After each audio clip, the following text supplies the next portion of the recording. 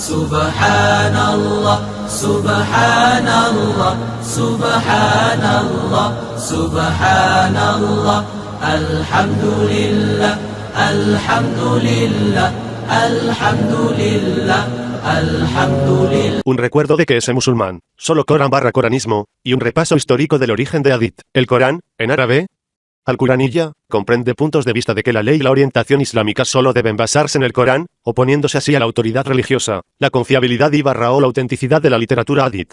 Los Corán creen que el mensaje de Dios en el Corán es claro y completo como es, y que, por lo tanto, se puede entender completamente sin hacer referencia al hadith. Los Corán afirman que la literatura hadith que existe hoy es apócrifa, como se escribió 3 siglos después de la muerte del profeta islámico Mahoma.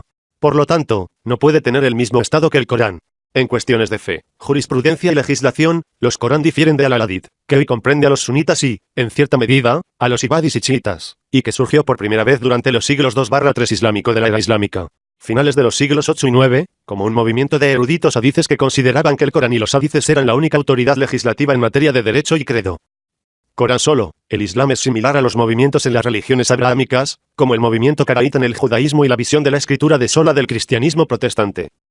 Terminología: los adherentes del Islam coránico se conocen como coránicos. Árabe, romanizado, Quraniyun, o gente del Corán, árabe, signo de cierre de interrogación.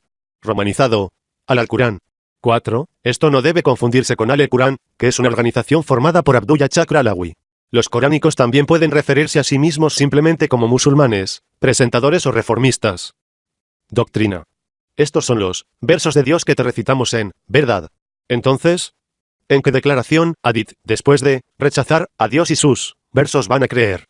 Qur'an, Sura al-Hatiyya, 45, 6. Los Corán creen que el Corán es la única fuente de leyes y orientación religiosa en el Islam y rechazan la autoridad de fuentes externas al Corán como hadith y sunna.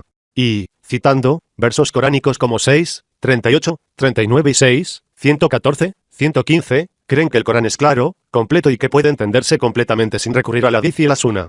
Por lo tanto, usan el Corán mismo para interpretar el Corán.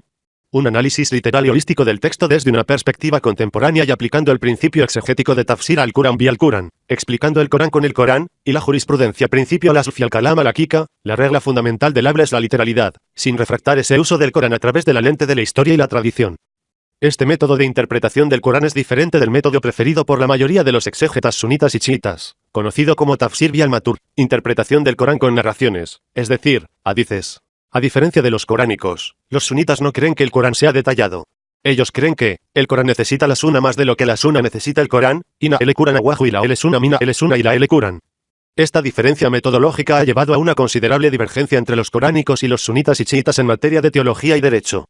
La medida en que los coranistas rechazan la autenticidad de hadith y sunna varía, pero los grupos más establecidos han criticado a fondo la autenticidad de hadith y la rechazan por muchas razones. La opinión más común es que los Corán, que dicen que hadith no se menciona en el Corán como fuente de teología y práctica islámica, no se registró en forma escrita hasta un siglo después de la muerte de Mahoma y contienen errores y contradicciones internas. Punto.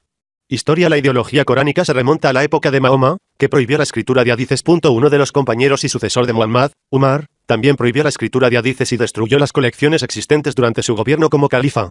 Cuando Umar nombró un gobernador para Kufa, él le dijo: vendrás a la gente de una ciudad para la cual el zumbido del Corán es como el zumbido de las abejas. Por lo tanto, no las distraigas con el hadith, y así comprometerlos. Desnuda el Corán y ahorra la narración del mensajero de Dios, que la paz y las bendiciones sean con él. Sin embargo, la centralidad del Corán en la vida religiosa de los kufanos que Umar describió estaba cambiando rápidamente. Unas décadas más tarde, se envió una carta al califa Umayyad Abd al-Malik ibn Marwan con respecto a los kufans, abandonaron el juicio de su señor y tomaron hadices por su religión, y afirman que han obtenido conocimiento que no sea del Corán. Creían en un libro que no era de Dios, escrito por manos de hombres, luego lo atribuyeron al mensajero de Dios. En los años siguientes, el tabú contra la escritura y el seguimiento de los hadices había disminuido hasta tal punto que el líder Umayyad Umar II ordenó la primera colección oficial de hadith. Abu Bakr ibn Muhammad ibn Hazm ibn Shihab al-Zuri estuvieron entre los que escribieron hadiths a instancias de Umar II. A pesar de la tendencia hacia los hadices, el cuestionamiento de su autoridad continuó durante la dinastía Abbasí y existió durante la época de al-Shafi'i, cuando un grupo conocido como al-Kalam argumentó que el ejemplo profético de Muhammad se encuentran siguiendo el Corán solo, en lugar de hadith. Más tarde, un grupo similar, al-Tawhid al pueblo de monoteísmo y justicia, conocido como los mutazilitas por sus oponentes, también vio la transmisión del hadith como no lo suficientemente confiable. El hadith, según ellos, era mera conjetura, conjetura y vida, innovación, mientras que el Corán era completo y perfecto, y no requería el hadith ni ningún otro libro para complementarlo o complementarlo. Durante la dinastía Abasid, el poeta, teólogo y jurista, Ibrahim an-Nazam fundó un madhab llamado Nazamí, ya que rechazó la autoridad de hadith y confió solo en el Corán. Su famoso alumno, Al-Jaid, también criticaba a quienes seguían a hadith, refiriéndose a sus oponentes haditistas como al-Nabita, el despreciable. Un contemporáneo de an-Nazam, Al-Shafi'i, trató de refutar los argumentos de los Corán y establecer la autoridad de hadith en su libro Kitab Hima el-Ilm. Ibn Qutayba trató de refutar los argumentos de an-Nazam contra hadith en su libro Tawil Mukhtalif al-Hadith. En el sur de Asia durante el siglo XIX, el movimiento Al-Quran se formó parcialmente en reacción a los al-Hadith, a quienes consideraban que estaban poniendo demasiado énfasis en hadith. Muchos adherentes del Corán del sur de Asia eran anteriormente adherentes de al-Hadith, pero se encontraron incapaces de aceptar ciertos hadices. En Egipto, a principios del siglo XX, las ideas de los coránicos como Muhammad Tawfiq Sidki surgieron del salafismo, es decir, el rechazo de los taqlid. Muhammad Tawfiq Sidki de Egipto sostuvo que no se registró nada del hadith hasta que hubiera transcurrido el tiempo suficiente para permitir la infiltración de numerosas tradiciones absurdas o corruptas.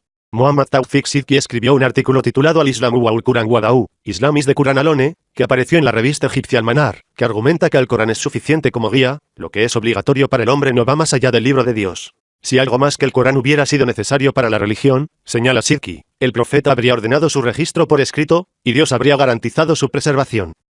Tiempos contemporáneos. En el siglo XXI, las creencias coránicas se han extendido en varios países. Sin embargo, en países que han incorporado algunos aspectos de la ley sunita, los adherentes se han enfrentado a la oposición. Por ejemplo, un erudito saudí, Hassan Farhan al-Maliki, fue arrestado en numerosas ocasiones por promover la reforma política y el regreso al Corán. Arabia Saudita comenzó a procesar al investigador en el Tribunal Penal Especializado de Riad, que se estableció especialmente en enero de 2009 para manejar casos de terrorismo y seguridad nacional. En 2019, la acusación pública, que está directamente relacionada con el rey saudí, presentó cargos relacionados casi por completo con las opiniones religiosas de Maliki y solicitó que el tribunal lo sentencie basándose en interpretaciones extremistas del Islam. En Egipto y Sudán, los Corán han sido arrestados por sus creencias. La difusión de las creencias coránicas en Rusia ha provocado la ira del establecimiento sunita. El Consejo Ruso de Muftis emitió una fatwa contra el Corán y los que dijo eran sus líderes en Rusia. Sin embargo, uno de los supuestos líderes coránicos mencionados en la fatwa, el filósofo ruso Tawfiq Ibrahim, señaló que sus creencias estaban más en línea con la tradición hadí, aunque existe cierta superposición entre los dos grupos en Rusia. En Turquía, los coránicos han respondido en las redes sociales a las críticas de Diyanet sobre sus creencias coránicas. En Sudáfrica, un erudito islámico educado en Oxford, Tahar Hay, estableció la mezquita abierta. Como su nombre lo indica, Arjay pretendía que la mezquita estuviera más abierta a la demografía tradicionalmente rechazada por las mezquitas sunitas y chiitas, como las mujeres. Arjay describe los principios de la mezquita como, centrados en el Corán, igualdad de género, no sectarios, interculturales e independientes. Arjay también ha criticado lo que él llama el trío tóxico de hadices, sharia y fatwas. Organizaciones notables. Al-Quran es una organización formada por Abdullah Chakralawi, quien describió el Corán como Hasan Hadith, lo que significa el hadith más perfecto y, en consecuencia, afirmó que no necesita ninguna adición. 34. Su movimiento se basa completamente en los capítulos y versículos del Corán. La posición de Chakralawi era que el Corán mismo era la fuente más perfecta de tradición y podía seguirse exclusivamente. Según Chakralawi, Mahoma solo podía recibir una forma de revelación, wahy, y ese era el Corán. Sostiene que el Corán fue el único registro de la sabiduría divina, la única fuente de las enseñanzas de Mahoma, que reemplazó a todo el corpus de hadices, que llegó más tarde. 34. Isji Amal. Esta es una organización coránica en Kazajstán cuyo nombre cirílico puede ser transcrito en la escritura latina como Isji Amal. Tiene un estimado de 70 a 80 mil miembros. Su líder, Asbek Musin, es hijo del expresidente de Majlis, Aslan Musin. 35. 36. Kalakato. Artículo principal. Kalakato es un movimiento coránico cuyos seguidores residen principalmente en el norte de Nigeria. 37. Con algunos adherentes que residen en Níger. 38. Kalakato significa un hombre dice en el idioma hausa, en referencia a los dichos, o hadices, atribuidos póstumamente a Mahoma. Kalakato acepta solo el Corán como autoritario y cree que todo lo que no sea Kalaya, que significa lo que Dios dice en el idioma hausa, es Kalakato. 39. Sociedad Coránica de Malasia. La Sociedad Coránica de Malasia fue fundada por Qasim Ahmad. El movimiento ocupa varias posiciones que lo distinguen de los sunitas y chiitas, como el rechazo del estado del cabello como parte del aura, por lo tanto, muestra una relajación en la observancia del hijab, que según los Corán no está en el Corán. 40. Sociedad Corán Sunat. La Sociedad Corán Sunat es un movimiento Corán en la India. El movimiento estuvo detrás de la primera mujer en dirigir oraciones congregacionales de género mixto en la India. 41. Mantiene una oficina y sede dentro de Kerala. 42. Hay una gran comunidad de coránicos en Kerala. 43. Uno de sus líderes, Hamida Bebi, también se ha pronunciado en contra de la ley triple talaq de la India, que se basa principalmente en la ley de aplicación de la ley personal musulmana, Shariat, de inspiración sunita de 1937. 44. Remitentes artículo principal, United Submitters International en los Estados Unidos se asoció con Rashad Khalifa, fundador de United Submitters International. El grupo popularizó la frase, el Corán, todo el Corán, y nada más que el Corán. 1. Después de que Khalifa se declarara el mensajero del pacto, otros eruditos musulmanes lo rechazaron como un apóstata del Islam. Más tarde, fue asesinado en 1990 por un grupo terrorista. ¿Los interesados? En su trabajo creen que existe una estructura matemática en el Corán, basada en el número 19. Un grupo de peticionarios en Nigeria fue popularizado por la jueza del Tribunal Superior Isa Othman. 45. Tolo Islam artículo principal, Tolo Islam el movimiento fue iniciado por Ghulam Ahmed Pervez. 46. 47. 48, 49, Ghulam Ahmed Pervez no rechazó todos los hadices, sin embargo, solo aceptó hadices que están de acuerdo con el Corán o no manchan el carácter del profeta o sus compañeros. 50. La organización publica y distribuye libros, folletos y grabaciones de las enseñanzas de Pervez. 50. Tolo Islam no pertenece a ningún partido político, ni pertenece a ningún grupo religioso o secta. Zumratul Jamil Mumin es un movimiento coránico en el estado de Gun, Nigeria. El movimiento considera los hadices como idolatría no islámica. El grupo cree en refutar el dogma hadicista, transmitir el mensaje del Corán solo a los no musulmanes e invitarlos a hacerlo, hacer esfuerzos para integrar a los nuevos conversos en la comunidad musulmana, y reclutar mano de obra y proporcionar capacitación para los trabajadores Dawah. 51. Corán notables Qasim Ahmad, 1933, 2017, un intelectual, escritor, poeta y educador malasio conocido por su rechazo a la autoridad de los hadices. 52. 53. Fue el fundador de la Sociedad Coránica de Malasia. 54. En el momento de su muerte, estaba trabajando en una traducción malaya del Corán. 55. Rashad Khalifa, 1935-1990, un bioquímico egipcio estadounidense y reformador islámico. En su libro Corán, Hadith Islam y su traducción al inglés del Corán, Khalifa argumentó que solo el Corán es la única fuente de creencias y prácticas islámicas. 1. Sin embargo, también afirmó que partes del Corán fueron fabricadas, lo que le impidió ser un estricto Corán. 56. 57. Además declaró que Hadith y Sunna eran inventos satánicos, bajo los esquemas de Satanás. 1. Ante la ira y la hostilidad generalizadas del mundo musulmán, 1. Khalifa fue apuñalado hasta la muerte el 31 de enero de 1990 por Glenn Cursford Francis, 58, miembro de la organización terrorista, Jamaatul Fukra. Ahmed Subi Mansour, nacido en 1949, un erudito islámico egipcio estadounidense. 59, fundó un pequeño grupo de coránicos, pero fue exiliado de Egipto y ahora vive en los Estados Unidos como refugiado político. 60, Sheikh-Nur Maulavi, nacido en 1936, desaparecido el 29 de julio de 1993, un clérigo islámico progresista que vivía en Edapal en el distrito de Malappuram de Kerala, India.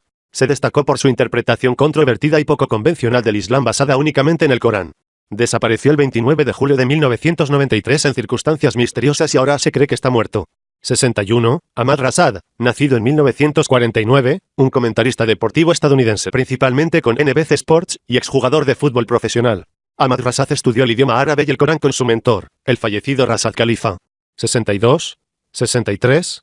64. Mohamed Talbi, 1921-2017, historiador y profesor tunecino. Fue el fundador de la Association Internationale des Musulmans Coraniques, AINC, o Asociación Internacional de Musulmanes Coránicos. 65.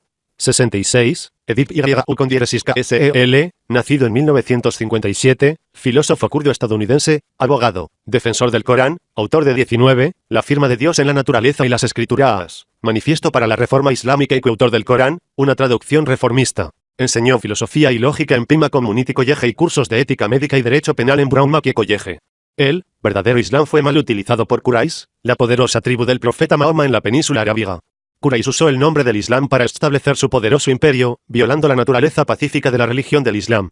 Bajo diferentes dinastías reales, Quraysh ha establecido su religión humana, Sunna, que refleja la cultura de la Edad Media de la dictadura, la persecución religiosa y la guerra religiosa. Otros pueblos dentro del imperio Quraysh han revivido sus antiguas religiones hechas por humanos bajo los títulos de chiitas y sufismo. Entonces, los musulmanes tienen tres religiones principales hechas por el hombre, Sunna, chiitas y sufismo. Cada uno de ellos tiene muchas sectas y cultos. Por ejemplo, de Sunni tiene 4 escuelas de pensamiento, Mazhab, el mazhab más fanático entre ellos está Hanbali, que revivió en nuestro tiempo bajo el nombre de wahhabismo por el régimen saudí. Aunque los wahabíes son una pequeña minoría dentro de los musulmanes, se han convertido en representantes del Islam y se les llama islamistas, debido a la influencia geopolítica e internacional que tiene el árabe saudí, la producción de petróleo saudita y, finalmente, debido a la administración del Oley Kaaba en Meca. El primer estado saudí se estableció en 1745, según un pacto entre el príncipe Mohammed ibn Saud y el jeque Mohammed ibn Abdel Wahab, el fundador de al-Wahabismo. Este estado saudí fue destruido por el gobernante egipcio, Mohamed Ali Pasha, en 1818. La familia saudí restableció el segundo estado saudita pero fue destruido nuevamente en 1891, por ayuda indirecta egipcia. El actual estado saudí, el tercero, fue establecido durante 1901-1932, por Abdelaziz, el padre de los reyes saudíes actuales. Abdelaziz ha establecido su estado mediante sus duros soldados fanáticos wahabíes llamados Ikhwan, que significa hermanos. Abdelaziz necesitaba crear un amortiguador regional para el tercer estado saudita. Considerando que Egipto fue el país que destruyó el primer estado saudita, en ese tiempo, Egipto se inspiró en la cultura secular occidental y tuvo su nueva escuela de reforma religiosa dirigida por el jeque Mohamed Abdu, 1849-1905, que luchó por reformar al-Azhar y estaba en contra del sufismo y el wahabismo, lo que demuestra la naturaleza moderada del Islam. Su sucesor, el jeque sirio Rashid Reda, fue sobornado por el Abdelaziz para orquestar la creación de muchas organizaciones wahabíes. Al-Ikhwan al-Muslimin o Muslim Brothers fue uno de ellos. Por muchas razones, los hermanos musulmanes egipcios lograron infiltrarse en la sociedad egipcia y en otros en el mundo árabe.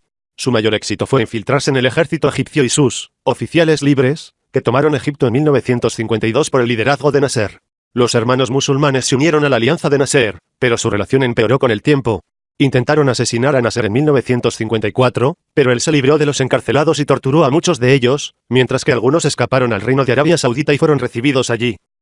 Nasser dio el primer paso en la reforma de al-Azhar y tuvo su propia ideología política, nacionalismo árabe, para enfrentar el wahabismo.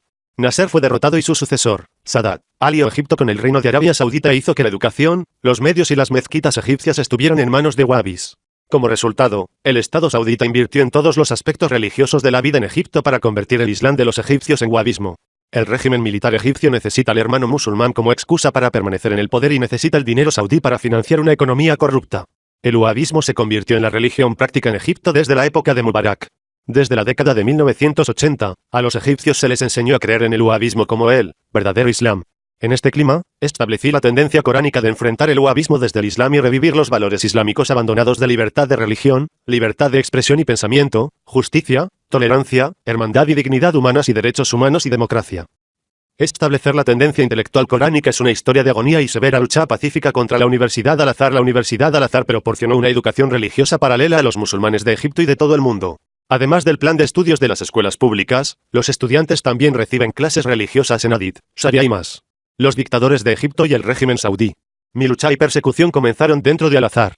La Universidad Al-Azhar para musulmanes es como el Vaticano para los católicos. Es el seminario líder para más de 1.000 millones de musulmanes. Fue construido en el mismo año en que se construyó el propio Cairo, AD 972. El régimen militar egipcio se beneficia del nombre de Al-Azhar y su influencia dentro y fuera de Egipto. A pesar de su respetable nombre famoso, Al-Azhar es un estancamiento estancado de ignorancia e ideas tradicionales que pertenecen a la Edad Oscura pero que aún viven dentro de su plan de estudios hasta ahora. Me uní a la escuela primaria Al-Azhar en 1960. En 1964, recibí el segundo puntaje más alto en Egipto en las pruebas de diploma de primaria. En 1969, me gradué de la escuela secundaria Al-Azhar, clasificada cuarta en el país en el examen nacional de ingreso a la universidad. En 1973 obtuve mi licenciatura de la Universidad Al-Azhar en Historia Musulmana, con los más altos honores y fui nombrado profesor en el Departamento de Historia Musulmana, Colegio de Lengua Árabe, Universidad Al-Azhar. En 1975, obtuve mi maestría en Historia Musulmana con honores y me convertí en profesor asistente y profesor de Historia Musulmana, Colegio de Lengua Árabe, Universidad Al-Azhar. Comencé mi tesis doctoral titulada El efecto del sufismo en Egipto durante la era mameluca. AD 1250-1517. Discutió los efectos secundarios de los santos sufíes muy famosos en Egipto en ese momento y la contradicción entre la religión del Islam y la religión sufí hecha por el hombre. En ese momento, Al-Azhar estaba bajo el control sufí, y su gran imán era el Dr. Abdelalim Mahmoud, el jeque más famoso de las últimas 4 décadas. Era un fanático sufí erudito que creía en el sufismo como la versión real del Islam. Entonces, mi tesis fue rechazada y me pidieron que cambiara mi escritura para alabar al sufismo en lugar de criticarlo. Rechacé su solicitud y alegué que mis referencias son los textos sufíes originales que son bien conocidos dentro de Al-Azhar y se les están enseñando a los estudiantes. Esta es mi primera etapa de persecución que duró 3 años, 1977-1980. Finalmente, la universidad y yo tuvimos el compromiso de eliminar y omitir 2/3 de mi disertación, y en octubre de 1980, en lugar de cambiar mis palabras, tengo mi Ph.D. licenciado por la Universidad Al-Azhar, El Cairo, Egipto en Historia Musulmana, con los más altos honores y se convirtió en profesor asistente de Historia Musulmana, Colegio de Lengua Árabe, Universidad Al-Azhar en 1981. Las partes omitidas de mi disertación se publican ahora en idioma árabe. En nuestro sitio Al-Alcorán, con una introducción de algunos detalles de mi persecución en esa primera etapa, ahl-alquran.com. Durante esta primera etapa de persecución, 1977-1980, fui un erudito sunita moderado, mientras los fanáticos wahabistas sunitas luchaban contra la influencia sufí dentro de Al-Azhar. Entonces, yo era su líder prometedor y trabajamos juntos en 1984 a 1985, destruyendo la influencia sufí en Al-Azhar. Trabajamos juntos dentro de Al-Azhar y fuera de él para exponer las tradiciones sufíes y sus mitos. En 1982-1985, fui el editor gerente de la revista Wahhabi, Al-Huda al-Nabawi, la guía del profeta, y el portavoz principal y conferenciante, y el vicepresidente de la famosa organización Wahhabi, Dawit al-Haq, llamado a la verdad, y su principal predicador de la oración del viernes. Tuve miles de partidarios entre los eruditos sunitas moderados en ese momento. Muchos de ellos se convirtieron en coránicos conmigo después de que tuve que abandonar esta organización en 1986. Utilicé mi beca para reformar la religión sunita a la luz del Corán, como lo hice en el sufismo. Dentro de Al-Azhar, escribí muchos libros siguientes, Al-Sayyed al-Badwi, Hecho frente a superstición. El Cairo, 1982. Este libro expone la verdadera historia del santo sufí más famoso de Egipto, Al-Sayyed al-Badawi, quien murió hace 7 siglos. Este libro prueba que Al-Sayyed al-Badawi no era un santo sufí, aunque la mayoría de los egipcios musulmanes todavía lo idolatran. Más bien era un terrorista disfrazado de santo para conspirar contra el régimen egipcio. Al-Sayyed al-Badawi usó la religión para engañar a la gente y tomar Egipto. Cuando falló, continuó bajo esa cubierta para proteger su vida. Después de su muerte, sus seguidores se vengaron destruyendo todas las iglesias coptas egipcias a la vez. Los musulmanes egipcios pensaban que Dios estaba castigando a los cristianos. El libro investiga la quema de iglesias coptas y demuestra que los seguidores de al-Badawi eran criminales. Temerosos de que a los adolescentes se les enseñara ideología terrorista y que se derramara sangre, concluí con un llamado a una revisión y revisión de las tradiciones musulmanas. Nadie escuchó y fui condenado al ostracismo. El derramamiento de sangre entre el régimen y los extremistas religiosos comenzó en 1992. Este libro ahora se publica en nuestro sitio, ahl-alquran.com, uso de textos religiosos para informar la historia musulmana. El Cairo, 1984, ha sido inusual que los estudiosos discutan la vida religiosa real de los musulmanes, en el presente o en su historia. La investigación histórica o sociológica objetiva es peligrosa, ya que aclara la brecha entre el Islam como se menciona en el Corán y las prácticas religiosas de los musulmanes. Este libro fue el primer paso para establecer reglas de investigación para alentar a los académicos a abordar la historia musulmana de manera objetiva. La personalidad de Egipto después de la invasión musulmana, 3, fue un ejemplo de esta metodología. La personalidad de Egipto después de la invasión musulmana. El Cairo, 1984. Este libro prueba que Egipto egipcio, el Islam. Los egipcios refundieron sus antiguas tradiciones religiosas en árabe bajo el título de Islam, pero estas tradiciones no tenían nada que ver con el Islam del profeta Mahoma. Este libro también prueba que todos los egipcios, musulmanes y cristianos, comparten los mismos rituales con diferentes nombres, y todas estas observancias religiosas surgieron de la antigua civilización egipcia. Este libro ahora está publicado en nuestro sitio, ahl-alquran.com, la historia de las fuentes históricas de los campos árabe y musulmán. El Cairo, 1984. Este libro discute los métodos que los historiadores famosos de la Edad Media utilizaron para crear sus diferentes narraciones históricas y analiza sus historias falsas. Las reglas fundamentales de la investigación histórica. El Cairo, 1984. Este libro enseña a los estudiosos de la historia musulmana cómo descubrir las lagunas en la historia musulmana y cómo analizar estos hechos de manera objetiva. 11. En 1985, escribí estos 5 libros, Las invasiones de los magnates y los cruzados en la historia musulmana. El Cairo, 1985. Este libro discute francamente las debilidades de los estados musulmanes en la Edad Media, dictaduras, corrupción y guerras entre estados musulmanes. El escritor muestra cómo esos factores alentaron a los cruzados y los magnates a invadir y ocupar estados musulmanes. Este libro fue prohibido porque ofrece algunas comparaciones entre el estado árabe/musulmán de nuestro tiempo y los estados musulmanes de la Edad Media. Movimientos separatistas en la historia de los musulmanes, la historia secreta de los movimientos chiitas y sunitas durante la era de Abbasi. El Cairo, 1985. Este libro analiza la lucha entre el imperio sunita de Abbasi y las organizaciones secretas chiitas. Este libro fue prohibido porque hace algunas comparaciones entre esa vieja lucha política religiosa y el reciente choque entre los estados árabes y sus oposiciones religiosas. Una historia del desarrollo cultural de los musulmanes. El Cairo, 1985. Este libro analiza la civilización musulmana en la Edad Media, demostrando sus raíces griegas y la brecha entre esta y la cultura islámica tal como se expone en el Corán. Fue prohibido. El mundo musulmán entre la etapa inicial y el califato de Abbasi. El Cairo, 1985. Las tradiciones orales musulmanas fueron escritas y codificadas durante el Imperio Abbasi, 750-1258. La mayoría de estas tradiciones y algunos de los gobernantes de Abbasi posteriormente se volvieron sagrados, a pesar de la contradicción entre ellos y la religión del Islam. Este libro fue prohibido porque muestra esa contradicción y llama a la reforma en los estados musulmanes para deshacerse de la tradición de Abbasi, que no tiene nada que ver con el Islam tal como se expone en el Corán. Los profetas en el Sagrado Corán. El Cairo, 1985. Este libro, que fue prohibido, fue el libro más peligroso del escritor en ese momento. Demuestra la naturaleza humana del profeta Mahoma, y la contradicción entre su presentación en el Corán y las imágenes de él fabricadas por fanáticos musulmanes. Usando los versos coránicos, demuestra que el profeta Mahoma no era infalible, que no es el maestro de los profetas y que no intercederá en nombre de los musulmanes en el día del juicio, como creen los musulmanes según las religiones musulmanas hechas por los humanos. Debido a estos 5 libros, el 5 de mayo de 1985, fui suspendido del trabajo en la Universidad Al-Azhar, evité las promociones para convertirme en profesor, evité viajar fuera de Egipto, me confiscaron mi salario y me acusaron de ser un enemigo de Islam. Fui juzgado en la Corte Canónica de Al-Azhar y expulsado el 17 de marzo de 1987. 7 meses después, el gobierno egipcio me encarceló por 2 meses. En 1986, fui expulsado también de la organización Wahhabi junto con decenas de mis partidarios. Durante mi juicio dentro de Al-Azhar, 1985-1987, estuve muy activo en mezquitas en el Cairo y otras ciudades y pueblos criticando las sagradas escrituras de textos sunitas intocables y sus autores que son idolatrados por wahhabis y millones de personas sunitas. También publiqué mi libro, El pecador musulmán, mitología común sobre el pecador musulmán, El Cairo, 1987. Este libro, que fue prohibido, usa el Corán para demostrar que el pecador musulmán no entrará en el paraíso, y nadie intercederá para salvarlo. El Barrayal del infierno.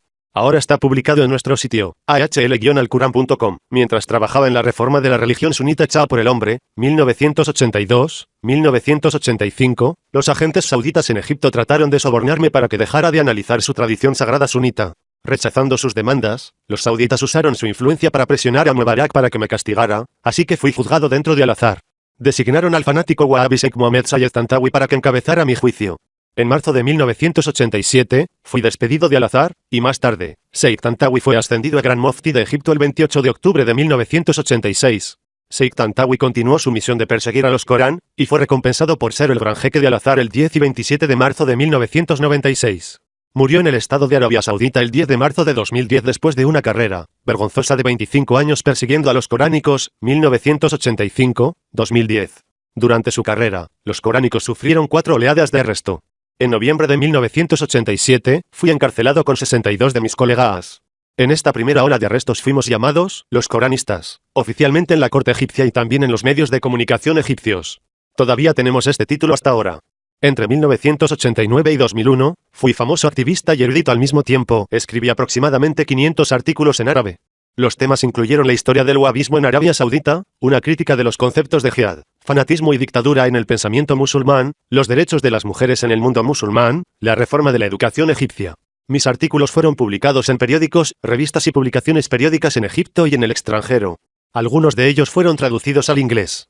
Estos periódicos, revistas y publicaciones periódicas incluyen periódicos egipcios, Al-Arar, liberales, Al-Alam al-Yawm, hoy en día, Al-Midan, La Plaza, Al-Ali, El Nacional, Al-Dostour, La Constitución, Al-Akbar, El Noticias, Al-Qaeda, El Cairo, Misra al-Fatah, Egipto, La Juventud, Al-Gomoria, La República, Al-Aram, Las Pirámides. Revistas, Sutour, Líneas, Agua, Eva, Al-Mojtama al-Madani, Sociedad Civil, Al-Tanwer, La Ilustración, Adawanac, Literatura y Crítica, Al-Elal, La Media Luna, Sawasella, Igualdad, Okok al-Nas, Los Derechos del Pueblo, Al-Musawwer, The Illustrated. Otros periódicos árabes, Al-Kalej, El Golfo, Emiratos Árabes, Al-Watan, El Hogar, Kuwait.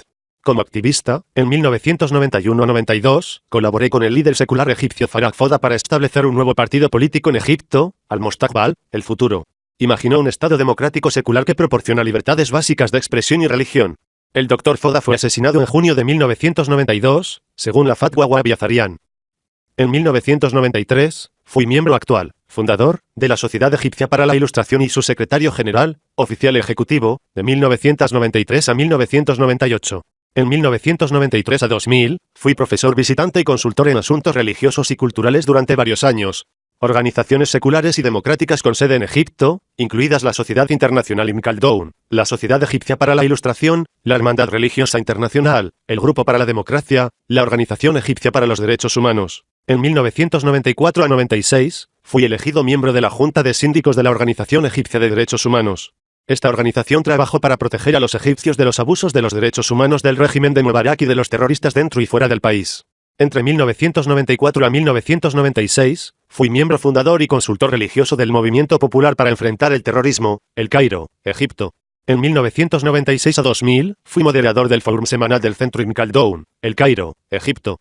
En 1998-2000, también fui el autor intelectual de 2 proyectos del Centro Ibn Khaldun, Reformar la Educación Egipcia, y fui el orador público del proyecto, Educar a los egipcios sobre sus derechos políticos. Esos 2 proyectos tuvieron tanto éxito que en junio de 2000, el gobierno egipcio cerró el Centro Ibn Khaldun, arrestó a su propietario, el Dr. Saad el-Denebrim, y también arrestó a miembros de mi familia y algunos de los coránicos. Escapé a los Estados Unidos el 15 de octubre de 2001. También fui el autor intelectual de 2 proyectos del Centro Ibn Khaldun, Reformar la Educación Egipcia, y fui el orador público del proyecto, Educar a los egipcios sobre sus derechos políticos. Esos 2 proyectos tuvieron tanto éxito que en junio de 2000, el gobierno egipcio cerró el Centro Ibn Khaldun, arrestó a su propietario, el Dr. Saad el-Denebrim, y también arrestó a miembros de mi familia y algunos de los coránicos. Escapé a los Estados Unidos el 15 de octubre de 2001.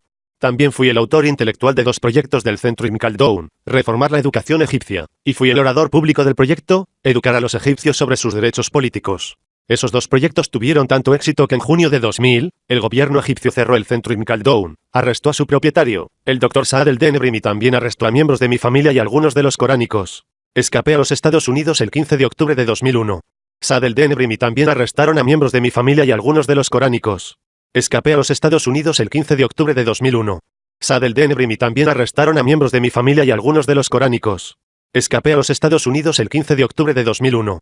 En los EE.EU, entre octubre y diciembre de 2002, fui miembro de Reagan Fascell, National Endowment for Democracy, Washington, D.C. Escribí un libro titulado, Las raíces de la democracia en el Islam. Entre junio de 2003 y el 31 de mayo de 2004, estuve un año visitando a un compañero en la Facultad de Derecho de Harvard, y preparé una investigación sobre cómo reformar las escuelas islámicas en los Estados Unidos para confirmar y para cumplir con los valores estadounidenses y la cultura de los derechos humanos. Entre marzo de 2004 y mayo de 2004, fui testigo experto en el Islam y la cultura fanática musulmana para el Departamento de Justicia de los Estados Unidos, Distrito Fiscal de Idaho. Desde 2004, fui miembro de la Junta Asesora de Free Muslim Coalition contra el terrorismo. En septiembre de 2004, cofundador, fue nombrado presidente interino del Centro para el Pluralismo Islámico, CIP. En octubre de 2004, en octubre de 2006, fundador y presidente de The International Quranic Center, en Springfield, Virginia. Del 28 de septiembre de 2009 al 27 de septiembre de 2010, miembro de la Comisión de Estados Unidos sobre Libertad Religiosa Internacional, USCIRF.gov, del 7 de septiembre de 2010 a mayo de 2011. Fui miembro del Centro Woodrow Wilson, wilsoncenter.org, el 13 de abril de 2011. Fui testigo en el Comité Selecto Permanente de Inteligencia de la Cámara de Representantes, el Subcomité de Terrorismo, UMINT, Análisis y Contrainteligencia, donde presentó su opinión experta sobre la hermandad musulmana y los grupos salafistas en Egipto y los musulmanes. Mundo. Intelligence.house.gov, debido a esta dura lucha y dolorosa persecución, nos hemos convertido en un tema controvertido en el mundo musulmán. Leer nuestros escritos hace que miles de egipcios se conviertan a la tendencia coránica. Trabajar en Estados Unidos, disfrutar de la libertad de expresión, God Bless America, y tener nuestro sitio al Corán desde 2006, hace que el número de curanistas aumente rápidamente. Nuestra familia en Egipto sufrió 2 oleadas más de arrestos en 2007 y en 2009. Nuestros escritos al exponer el lado secreto sagrado de la tradición sunita wahhabí alientan a otros eruditos a abandonar Sunna, en parte o totalmente. Entonces, la tendencia coránica tiene diferentes niveles. Negamos todos los dichos, hadices, atribuidos al profeta Mahoma 2 siglos y más después de su muerte. Algunos aceptan cualquier hadith que confirme el Corán. Algunos niegan las 5 oraciones diarias de Salat, hacen que sean solo 2 o 3. Algunos niegan todos los rituales islámicos, como las oraciones de Salat, ayunar, dar caridades y peregrinar, alegando que recitar el Corán es suficiente para ellos. Nosotros, al Alcorán, gente del Corán, respetamos la libertad de religión para cada ser humano. Nuestra creencia religiosa se anuncia en árabe y en inglés en nuestro sitio, ahl-alquran.com, ahl-alquran.com. Diversidad dentro de los coranistas. Los coranistas representan una tendencia ideológica, no son una fiesta o una secta. Dicha tendencia abarca muchos niveles y etapas diferentes por las que paso también como investigador que busca orientación en el Sagrado Corán. Estudié en Al-Azhar desde que tenía 11 años y crecí aprendiendo enseñanzas radicales que contradicen el Corán. Cuanto más leía y más viejo me hacía, más veía la contradicción entre el plan de estudios Al-Azhar y el Corán. Siempre pienso en uno del Dr. Mohamed Abdo, otro siec reformador que luchó con el radicalismo de Al-Azhar en el siglo XIX. Citas al final de su día. Él dijo: he estado limpiando mi mente de la basura de Al-Azhar toda mi vida, y continuaré por algún tiempo. Así es exactamente como me siento, y todavía estoy limpiando mi fe de la herencia de los musulmanes, que Al-Azhar considera el verdadero Islam y defiende con todos los medios. También como yo, los jeques de Al-Azhar consideraban a Mohamed Abdo como un infiel, y atacaron a su familia públicamente hasta que murió en 1905. Irónicamente, en aquel entonces Egipto era mucho más liberal, especialmente antes del establecimiento del tercer estado saudí y antes de difundir el wahabismo en el mundo árabe y Egipto. Comencé mi lucha ideológica reformadora cuando Al-Azhar fue dirigido por jeques sufíes. Después de publicar mi PhD que enfatizaba las contradicciones entre el sufismo y el Corán, comencé a mirar la religión artificial sunita.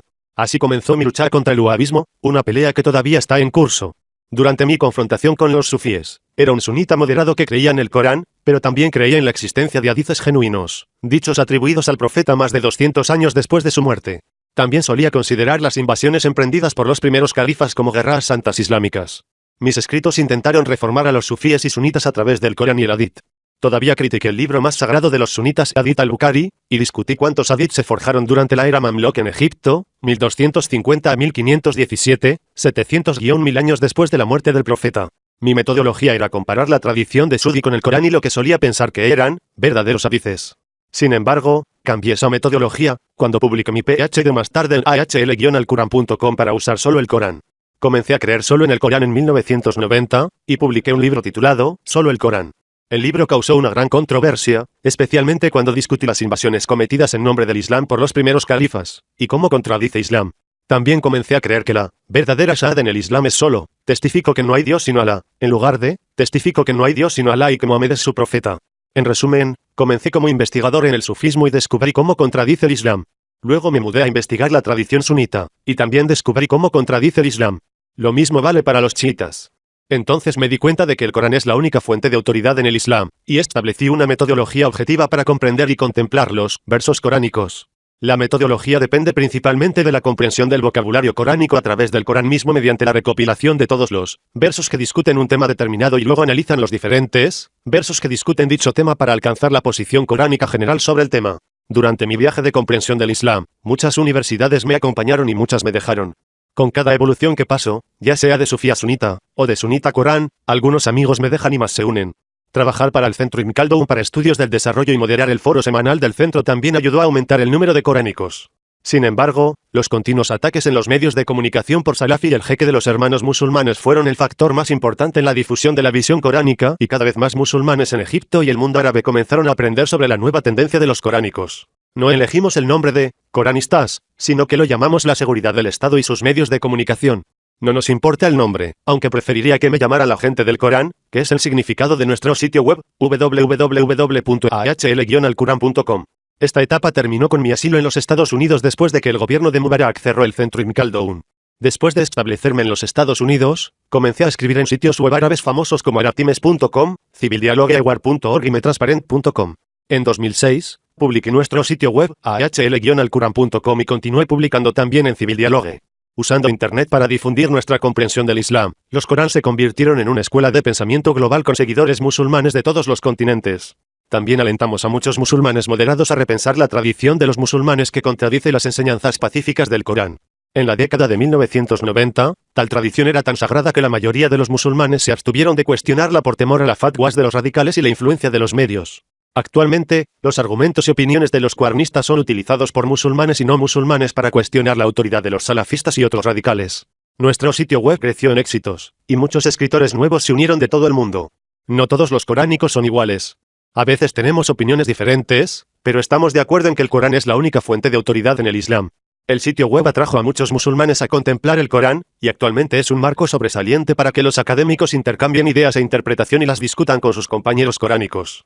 Además, muchos de nuestros miembros también establecieron nuevos sitios web que representan la misma escuela de pensamiento y también están creciendo.